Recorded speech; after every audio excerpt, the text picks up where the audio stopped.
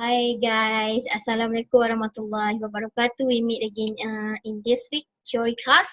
Okay, so today I would like to introduce you a new topic which is system software. Okay, so now we are in a topic 5. Okay, this is the learning objective. You can read it yourself. Okay, next. Okay, as usual, this week is the week 9 theory class, so please scan this attendance QR code. Okay, so next. Okay, so this introduction says that computers and computer application have become part of the fabric of everyday life. For example, they are great as long as they are working. So for example, right now we are in a PKP phase, so we need one application, also we need a computer to do our online class.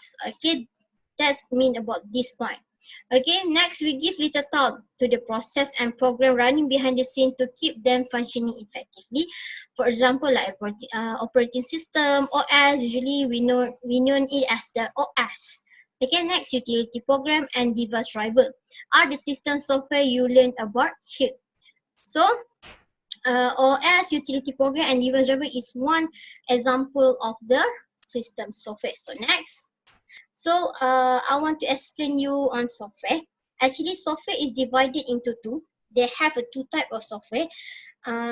First type is the system software and the second type is the application software. So today I will explain more on the system software, and the next week I will tell you about the application software. Okay. So next, so the definition of the system software means that it's work with end user. End user is the people that use the computer.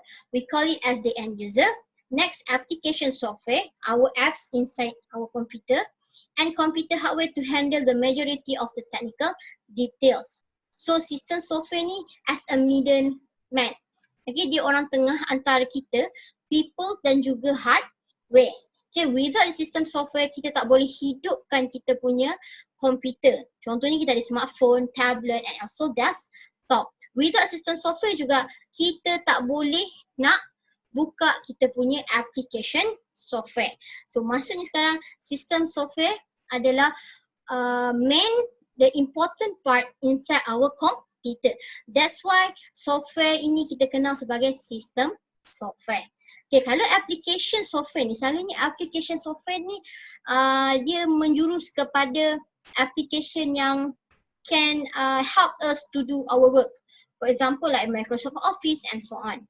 Okay, WhatsApp and so on. Okay, itu adalah example of the application software. However, for the system software more focus on OS. Okay, Windows. Okay, utility program. Semua tu adalah kategori sistem software. Okay, ingat, sistem software ni adalah dia act as the middleman between people and also the hardware and also the application software. So, system software consists of 4 types of program. So, you should remember this one. So, first is the very important system software is the operating system. Next, we have the utility, third device driver, and the last one is language translator. So remember, this is the 4 types of program. Usually this is a very famous question inside our test. So next is the operating system.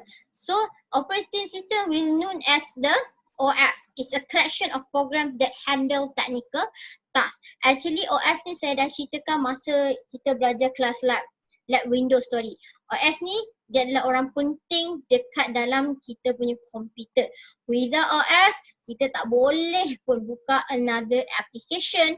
Kita tak boleh hidupkan kita punya komputer. So apa function OS ni? So dia ada the main function dia, 2 main function. First is managing computer resources such as memory, processing, storage, I/O device and so on. So next is providing user interface. For example, OS allow user to interact with application program and computer hardware through a user interface. What does it mean about the user interface? User interface is the all the icon yang kita nampak yang bergerak ni, okay, yang cursor saya gerakkan ini semua kita kenal dia sebagai user interface. Apa yang you tengok sekarang ni semuanya adalah user interface. Dan selalunya kita kenal dia sebagai graphical user interface, GUI. Okay, maksud GUI ni adalah benda ikon-ikon yang kita nampak. Dan selalunya ikon-ikon contohnya macam tong sampah. Okay, dia menggunakan ikon ni seolah-olah macam kita punya real life punya ikon. Contohnya tong sampah. So dia tunjukkan kita, oh itu tong sampah. Bila kita nampak je ikon tu, we know that is the tong sampah. Okay, so command line interface ni adalah, later I will show you what does it mean. Okay. Okay, this is the graphical user interface yang awak selalu nampak, yang ada Windows ni and semua menu ni, semua kita kenal dia sebagai graphical user interface, or nama pendek dia adalah GUI. Okay, so with graphical user interface, you interact with menu and visual image. Okay, so zaman dulu sebelum datangnya Windows 98, Windows 7, sebelumnya datangnya GUI ini, zaman dulu dia tak ada tau. Yang semuanya, menu-menu ni tak ada. Zaman dulu dia direct to the CLI yang tadi ni. Ni, command line interface. Command line interface ni dia macam masuk dekat dalam masuk dekat dalam page tu, dihitam dia. Okay, dan dimasukkan semua command-command yang ada. Later saya akan tunjuklah. Selalunya kita panggil command line interface ni sebagai command prompt. Okay, so ini contoh GUI kita. Okay, nampak tak kalau dia adalah file, dia tunjuk gambar file. Ini masuk graphical user interface. It takes the real shape from our real life into a computer icon. Okay, so this is the command line interface. Nama pendek ni kita kenal dia sebagai CLI. With a command line interface, a user use the keyboard to enter data instruction. Ini contoh dia. Ini contoh CLI di mana ini zaman dulu guna Wak. Okay, dan ini kita gelar dia sebagai command prompt. Tapi dekat kita punya komputer sekarang pun ada juga CLI. Selalunya CLI ni kita gunakan untuk buka sistem dalaman lah. Selalu yang menggunakan ini adalah network, orang kerja network. Sebab apa? Kalau orang hacker semua tu, dia based on dekat sini. Dia akan gunakan command prompt. Kalau you pandai belajar command prompt ni, you boleh masuk dekat you punya sistem. Okay, dia akan cerita apa yang awak guna. So you boleh bayangkan zaman dulu ini je ada. Dia tak ada GUI. Hitam dan juga hijau, boring kan. Tu dia. Ini contoh CLI. So ini adalah OS function. Remember, OS function means that first dia running application. Okay, ingat, OS function first main dia adalah running application. Apa maksud running application? OS load and run applications such as word processor and spreadsheet. Okay, so untuk jalankan application software, we need the OS function. Okay, most OS support multitasking. Multitasking ni macam saya cerita dululah. Kita boleh dalam satu masa yang sama kita boleh main game, kita boleh buat words, kita berhenti sekejap words, kita main game. Itu contoh multitasking. The ability to switch between different applications stored in memory. Okay, sebab tu kita menggunakan quad-core coprocessor. Okay. For example, with multitasking, you could have a Word, Excel running at the same time and switch easily between the two applications. That's mean about the multitasking that OS support. Okay, next is the foreground. Apa maksud foreground ni guys? Foreground ni is the program that you are currently working on is described as running in a foreground. Foreground ni maksudnya yang tengah awak running sekarang. Macam saya tengah running Microsoft PowerPoint. Okay, benda yang awak tengah buka sekarang, macam saya tengah buka PowerPoint, ini saya gelar dia sebagai foreground. Okay, kalau background pula, the other program are running in the background. Maksudnya, kalau tadi awak buka Words dengan Excel. Okay, contoh tadi saya buka Words dengan PowerPoint. Now, foreground saya adalah PowerPoint sebab saya tengah buka ni sekarang. Yang saya tengah simpan tu adalah, kita kena, yang word saya simpan tu, kita kenal dia sebagai background. Okay, this one is the another function of OS. So apa OS ni buat? So under running application ni, dia buat start and shut down a computer. Dia juga provide user interface, manage program, manage memory. Manage memory tu yang macam tu lah, yang kita simpan, store semua OS buat. Coordinate task, apa maksud coordinate task? Okay, dalam satu masa yang sama. Okay, saya nak buat Word, saya nak buat Excel. So dia akan coordinate task. Which one point yang kita buka? Maksudnya yang mana user akan buka. Okay, so dia coordinate task lah. Mana pergi dulu, mana jalan dulu. Itu maksud dia. Next, configure device. Configure device ni adalah contoh you masuk USB kan. Kan nanti kan dia akan try. Okay, OS akan try cari instruction. Okay, itu kita kenali sebagai configure devices. Kalau sebelum ini punya komputer, awak kena ada device driver tau. Di mana kalau awak nak guna, contohnya awak nak guna your punya mouse, ni zaman dulu desktop yang besar yang berat tu, zaman dulu mouse. Mouse ni, setiap mouse dia akan bagi device driver yang sedikit kecil. Setiap kali awak nak guna dekat tempat lain, awak kena install dulu dia punya instruction. Itu zaman dulu. Okay, so zaman sekarang tak perlu lagi awak nak kena bawa device driver untuk ke mana-mana. Untuk awak install the instruction of the mouse. Tak perlu. Sekarang kita menggunakan USB. So USB ni, dia punya instruction tu universal. So mana-mana komputer semua menggunakan instruction yang sama. Itu sebab kita kenal dia sebagai USB, universal. Okay, so kat mana dia simpan benda ni? So semuanya berada dekat memory OS function. Okay, so nanti dia configure dia di device. So next dia establish an internet connection. Okay, untuk awak cari-cari tu, okay, contohnya awak klik internet and then you connect kan.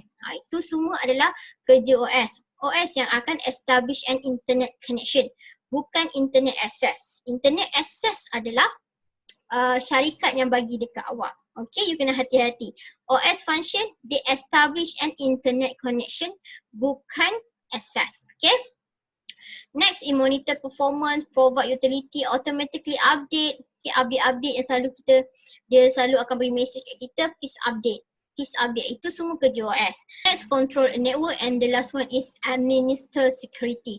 Administer security contohnya OS dia bagi kita Windows Defender. Itu salah satu OS function. Okay, next. Okay, ni contoh OS kita yang saya cerita tadi. Kita ada background dengan foreground. Foreground yang awak tengah buka, yang banyak tab-tab dekat bawah ni kita kenal dia sebagai background application. Okay. So next, operating system OS features pula. So dia ada booting. Apa maksud booting ni? Booting ni means that starting or restarting the computer. So ingat, boot ni dia ada dua. Okay, dia ada warm boot dengan cool boot. Apa maksud warm?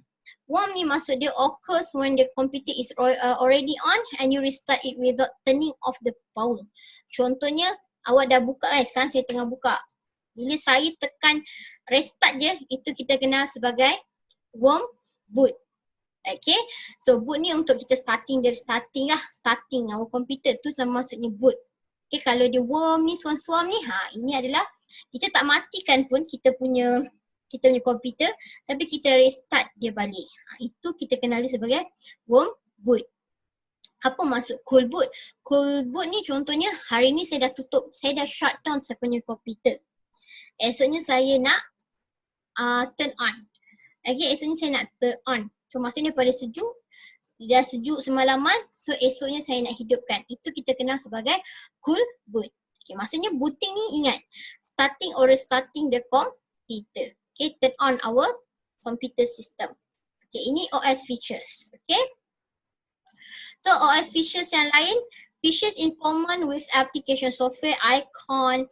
Ini semua features yang ada dekat dalam OS. Dia bagi dekat awak. Icon, pointer, windows. Okay. Yang kita gelar ni, rectangular area for displaying information and running program tu. Yang kotak-kotak tu kita kenal sebagai windows, menus, tab. Tab tu yang ada bawah-bawah tu lah. Okay. Dialog box, hub, gesture control. Okay, selalunya gesture control ni adalah untuk telefon lah. Kebanyakannya untuk kita swipe sliding ke, nak phishing ke kan. Next, dia bagi juga feature yang lain adalah file and folder. File are used to store data and program. Folder store related file. Awak kena ingat.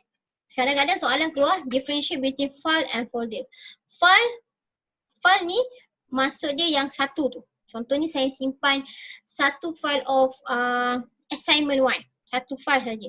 Tapi bila saya masuk file itu, ada 3 file saya masukkan dalam satu tempat. Itu kita kenal dia sebagai folder. Folder maksudnya store related file. Ingat, kalau satu file, kalau you simpan banyak-banyak dalam memori tu, okay, dalam tu kita kenal dia sebagai folder. Contohnya folder CSC 134. Jangan awak panggil dia file CSC 134, no. Folder CSC 134 contoh. Okay, next we have the 3 basic categories. Okay, categories of operating system. So kita ada three basic categories. First is embedded operating system, RTOS. Nama panjang dia adalah real time operating system. Selalunya embedded operating system ni kita gunakan dekat smartphone, smartwatch dengan video game system. Ini kita kenal dia sebagai embedded operating system. Maksudnya kita embeddedkan OS ni ke dalam kita punya barang-barang harian kita, smartphone, smartwatch, video game system.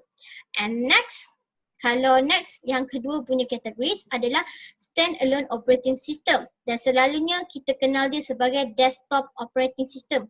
Komputer yang besar tu lah. Okay, yang dia punya sistem unit kat luar. Okay, sistem unit kat luar dia ada monitor. Itu kita kenal dia sebagai standalone operating system. Next is network operating system. When we talk about network, it's all about the server. So kita ada Windows Server, Linux and Unix. Okay, so ingat 3 benda: embedded operating system, standalone operating system, network operating system. So saya nak tanya awak, laptop jatuh kategori mana? Kalau laptop jatuh dekat kategori yang ini. Okay, standalone operating system. Okay, dan embedded selalunya adalah benda-benda yang handheld, yang boleh pegang. Itu maksud dia. Okay, next. Saya kenalkan dulu dengan mobile OS. Mobile OS ni adalah salah satu embedded operating system. Less complicated and more specialized for wireless. Dia sesuai untuk telefon lah. Okay. Some of the best known are Android, iOS dengan Windows Phone. Kalau Android ni adalah biasalah telefon macam Oppo, macam Huawei, semua jatuh kategori Android. Kalau iOS punya OS ni, kita telefon yang kita pakai, handphone dia adalah Apple. Windows Phone pula, ini adalah contoh telefon Nokia. Okay, telefon Nokia menggunakan OS dia menggunakan Windows Phone. Okay. Okay, so next, operating system commonly used by individual. Iaitu kita lah yang menggunakan operating system ni. Desktop operating system ni, laptop ke, desktop ke. So selalunya kita akan gunakan Windows. Windows ni selalunya most widely used. Okay, sebab apa? Salah satu kenapa kita gunakan Windows, sebab laptop yang menggunakan Windows is more affordable. Dia sangat, boleh lah, kita mampu lah nak beli. Okay, tapi kalau kaya sikit, you boleh gunakan PC, Mac, okay, Apple. So Apple ni dia ada dia punya OS sendiri. Macam juga telefon Apple tadi. Telefon Apple, kalau handphone, Apple dia menggunakan iOS. Tapi kalau dia punya desktop Apple, dia menggunakan Mac OS. So it's more powerful and easy to use. Selalunya orang yang menggunakan Mac OS ni, dia untuk buat editing sangat laju, lagi laju daripada Windows. Tapi harganya sangat mahal. Okay, next kita ada Unix and Linux. Dan selalunya Unix and Linux ni more operating system more on the server.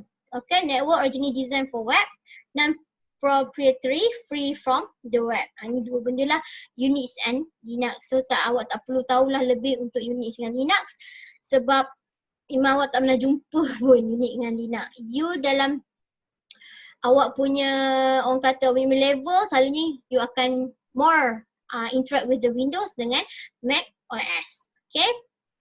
So ini Windows 8 dan sekarang kita dah ada Windows 10. Okay. So Mac OS X run on Apple computer. Ingat, untuk Apple dia gunakan Mac OS. Jangan pula dalam soalan tu kata what is the operating system for the Mac computer. Okay, remember untuk Apple computers. So remember Apple computers use Mac OS. Okay, so two most recent version OS X Mavericks ni nama-nama dia macam Windows kita ada Windows 10, Windows 8 kan. Tapi kalau Mac OS nama dia pelik sikit lah. OS X Mavericks improve power management. Dan next is OS X Use My new user interface. Ini contoh-contoh dia punya generation lah. Generation of Mac OS. Okay, ni contoh Unix and Linux. Unix operating system server on the web. Mainframe computer, personal computer pun boleh gunakan Unix. Okay, personal computer pun boleh gunakan Unix. Di mana personal computer tu dia jadi server. Dia juga boleh buat basic punya application. Itu contoh dia. Kalau Linux version of Unix, di upgrade daripada Unix, alternative to Windows, open source. Ini Linux ni dia free. Kalau Unix ni kena beli. Dia macam Windows lah. Okay, Windows patutnya kita beli tapi kita ada pirate kan. Linux ni dia free. Okay, dia free. Okay, Google Chrome OS based on Linux. Okay, focus on internet connectivity and cloud computing. Speed is determined by the speed of the internet. So ada juga komputer personal menggunakan Linux. Sebab apa? Diorang tak nak guna Windows. Okay, so dia gunakan Linux. Tapi dia lagi advance daripada Unix. Okay, ini Unix dengan Linux. Okay. So virtualization. Apa maksud virtualization? Ability to support multiple operating system on a single physical machine. Maksudnya sekarang dalam satu komputer ni kita boleh ada dua OS. Boleh kita buat? Boleh. Okay. Itu yang saya cakap tadi. Satu OS untuk Windows untuk buat kerja biasa. Satu lagi OS untuk Unix ataupun Linux. Boleh. Contohnya, each virtual machine appear as a separate independent computer. Host operating system, guest operating system. Dan dia juga Mac to run Windows program in OS X. Contohnya kita ada Windows. Okay, kita ada komputer yang menggunakan OS Windows. Dalam masa yang sama, you teringin nak try guna Mac. Boleh, tak ada masalah. Okay, adalah cara dia untuk pecahkan OS kita kepada dua. Satu komputer kita ada dua OS. Boleh. Okay, ada cara dia. Tapi saya tak ajar lah. Ini semua kepada budak komputer science. Okay, next. Okay, dah habis tentang OS. Ingat OS adalah yang handle lah semua kerja-kerja, dia punya proses semua under OS. So next is utilities. Apa maksud utilities? Utilities are specialized program designed to make computer easier. Example, perform maintenance type task. Selalunya utilities more on the maintenance type task. Okay, most essential utilities is troubleshooting or diagnostic program. Contohnya kita ada masalah tak boleh baca kita punya mouse. Okay, instruction dia tak dapat. Kita try, kita masukkan mouse kita cucuk kat USB, tak boleh run. Okay, so you boleh buat troubleshooting. So troubleshooting or diagnostic program ni, recognize and crack problems ni, ini semua kerja utilities. Okay, OS kerja lain dah. OS ni dah kerja lain. So dia bagi pula kerja dekat utilities. Maksudnya OS ni adalah pengkeranian. Utilities ni more on maintenance. Okay, orang yang kerja dekat bahagian maintenance. Kalau rosak je, OS akan campak dekat utilities. You buat. Tu maksud dia. Next, kita ada antivirus program. Guard your computer against virus. Antivirus program pun adalah salah satu contoh utilities. Next, backup program. File compression program maksudnya daripada besar tu kita reduce the size of file for more efficient storage. Selalunya kita gunakan file compression program ni adalah kita zipkan benda tu. Pernah nampak tak yang ada gambar zip, yang ada gambar macam dokumen kecil-kecil tu. Okay. Itu contoh file compression. Contohnya you nak hantar email. You nak attach satu file. File tu besar. So macam mana you nak kecilkan file tu? You boleh masukkan dia, you boleh compresskan dia menggunakan WinZip ataupun WinRAR punya application. Okay, itu contoh utilities. Next is the Windows utilities. Says that Windows OS include utilities such as, maksudnya Windows OS dia bagi satu program utilities untuk user di mana dia bagi file history, disk clean up dengan disk defragmented. File history can create backup for your hard drive. Okay, disk clean up ni identify and eliminate non-essential file. Maksudnya disk clean up ni, kalau you tekan disk clean up ni, dia akan clearkan semua file-file yang awak dah lama tak usik. Tapi kalau tapi disk clean up ni sangat bahayalah. Okay, dia ni akan buang semua file-file yang awak lama tak usik. Contohnya file tu memang awak nak guna. Okay, file tu lah. File tu memang awak nak guna tapi lama awak tak buka, boleh cerita macam gambar ke apa. Once you click disk clean up, habis semua. Sebab utilities ni, Windows utilities ni, ingat awak dah tak nak guna file tu. Itulah function dia. Identify and eliminate non-essential file. Okay, next is disk defragmented. Kat mana awak pernah dengar defragment ni? Masa you belajar chapter berapa? Chapter 4, storage devices. Okay, di mana saya kenakan awak dengan hard disk. Okay, so selalunya disk defragmented digunakan untuk hard disk. Untuk apa? Dia nak rearrange file and unused disk space to optimize performance. Yang ni saya dah cerita tu hari. Kan hard disk kita dia ada menggunakan silver platter. Okay, hard disk kita ni bulat kan. Dia macam silver platter. Dia bulat. So dia ni macam spiral tu. Dia punya bentuk dalam dia lah. Dan dalam ni dia ada sektor-sektor dia. So bila sektor-sektor ni lah yang you nak kena rearrange balik. Kenapa you nak rearrangekan balik benda ni? Sebab you nak perjalanan untuk mencari data menjadi lebih cepat. Okay, sebab bila you dah ni kan sektor, bila once you dah buang benda ni, dia kosong. Dia kosong. So dia kosong. So macam mana you nak rapatkan balik dia ni ke sini. So dengan cara disk defragmented. Itu maksud dia. Ini semua under Windows utilities. Okay, file history utility program include with Windows 8 and Windows 10. Makes a copy of all file in the library's contact, favorite and desktop. Help prevent the effect of disk failure. Selalunya file history ni, okay, kalau you nak cari file history, you boleh pergi control panel and you cari system and security file history. Okay, ini adalah sebagai backup you lah. Kalau apa-apa jadi dekat disk failure awak boleh cari dekat yang punya file history. Jangan risau. Okay, jangan risau. Kalau disk rosak kan, dia sebenarnya ada backup file history awak. Tapi kalau you turn off, memang dia tak boleh backup apa yang berada dekat hard disk awak. Okay. So disk clean up yang saya cerita tadi lah. Disk clean up ni tugas dia akan buang semua file-file yang dah lama awak tak buka. Ni awak dah buka baru-baru tu, sebulan lebih tu, itu dia tak buang lah. Ni yang lama. Contohnya macam gambar, dah lama you tak buka kan file tu, folder gambar awak. So dia ingat benda tu adalah non-essential file. Bila dia tahu, dia akan free up valuable space and improve system performance. Habis semua gambar-gambar lama awak dia buang. Dan salah satu keburukan disk clean up ni, dia akan permanently delete this file. Once you dah clean up, dia dah buang semua, you tak boleh cari balik file itu. Ni bahaya disk clean up. Okay, hati-hati kalau nak buat benda ni. Dan ini yang saya cerita disk defragmented. Okay, ni nampak ni.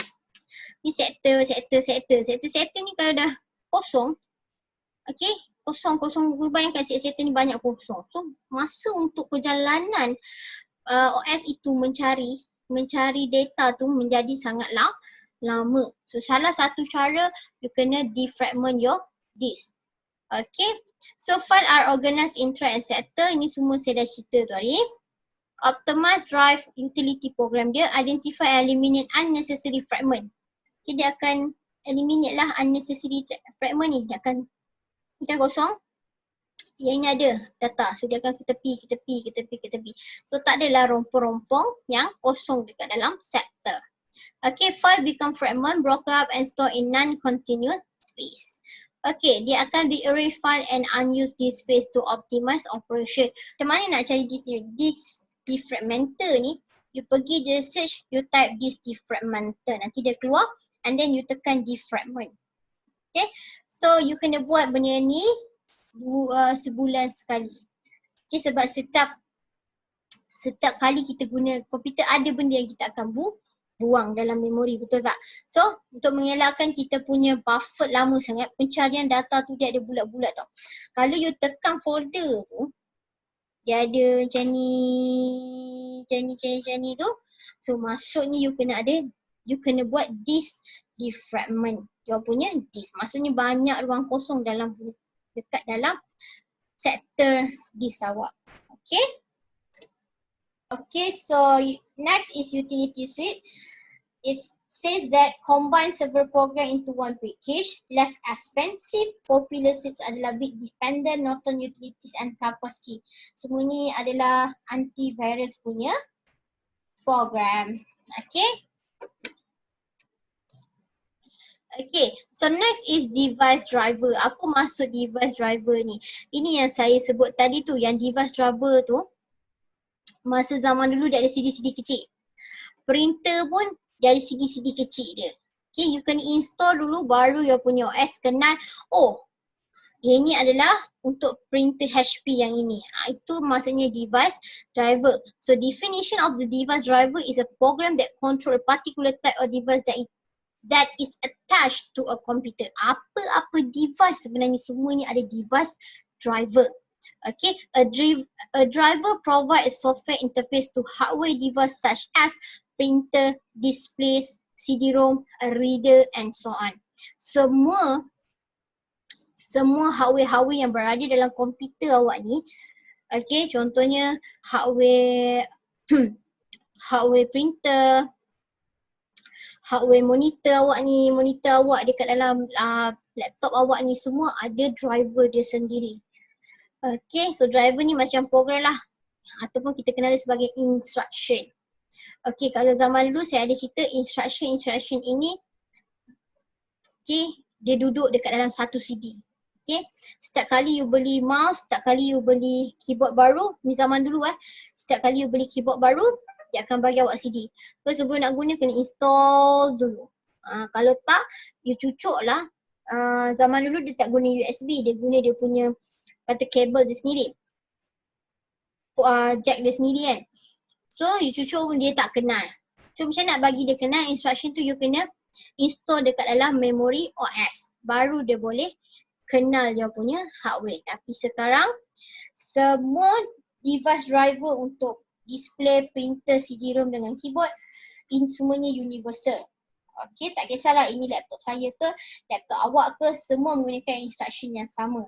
That's why sekarang kalau you perasan, semua device kita menggunakan USB. Okay, sebab tu nama USB nampaknya dia adalah Universal Serial Bus. Universal, instruction dia sangat universal. Okay, mouse guna USB, kalau you nak extra keyboard pun USB, external hard disk pun USB, semua sekarang USB. Okay, tu masuk device driver instruction to make the OS know about your devices hardware. Okay, so next is language translator. Okay, translate. Apa maksud translate? Maksud dia adalah computer are digital device. Yeah, we know that computer are digital device. Okay, all types of command, data, instruction required to be converted into machine code, which is combination of 0 and 1. So untuk nak convertkan kepada machine language, so setiap komputer, setiap OS awak semua ada language translator. Di mana daripada cakap tadi, the instruction is given to the computer in language which is similar to English and easier to understand. Okay, the computer translate the instruction into the machine language with the help of language translator. Contohnya, awak buka words. Okay, so awak buka words and then you type saya saya suka Miss Nisa, contoh. Okay, you type kat situ saya suka Miss Nisa. So saya suka Miss Nisa tu, SUKA tu, itu semua adalah bahasa English, betul tak? Bahasa English. Okay, semua A, B, C, D tu, itu semua adalah bahasa manusia. Tapi komputer tak kenal A tu adalah A. So komputer hanya tahu bahasa machine language dia. Machine language dia, saya pernah tunjukkan yang menggunakan bit-bit tu. Dia hanya tahu yang ini je, 0 dengan 1. Okay, tapi kalau you combinekan dia 001, 1001, ini dia tahu sebagai A. So kan awak masukkan, awak tekan SAYA. Okay, suka Miss Miss Nisa. Okay, so S ni komputer tak tahu S ni adalah S. So we need language translator to translate S ini kepada machine language, iaitu 1001 1100. So siapa yang translate benda ni? Yang translate benda ni adalah language translator. Itu maksud saya. Ini baru S Pak. So language translator kena translate A, Y dengan A ni. Barulah dia jadi machine language. Okay, dia ada 3 types. Assembler, interpreter and compiler. Ini semua adalah bahasa coding. Okay, ini adalah bahasa coding. Okay, so you tak perlu tahu pun yang ni. You hanya tahu dia ada 3 type je. 3 type of language translator, assembler, interpreter and compiler. Kan saya cerita lagi dalam pening kepala awak. Okay. Okay, dah habis. Okay, dah habis kan. So untuk chapter 5 ni sangat pendek. So itu saja. So you kena ingat semua function-function OS. So you kena ingat 4 tadi tu lah. 4 tadi. Sistem software ada 4 kan. Operating system, you ada utilities, you ada apa tadi? Device driver dan last sekali language translator. Ingat 4 ni. So OS ada banyak function. You boleh pilih salah satu kalau kurang soalan. So you baca balik. So lepas ni sila buat tutorial yang saya dah masukkan dekat dalam Google Classroom. So please scan this attendance. Okay. So thank you guys. Assalamualaikum.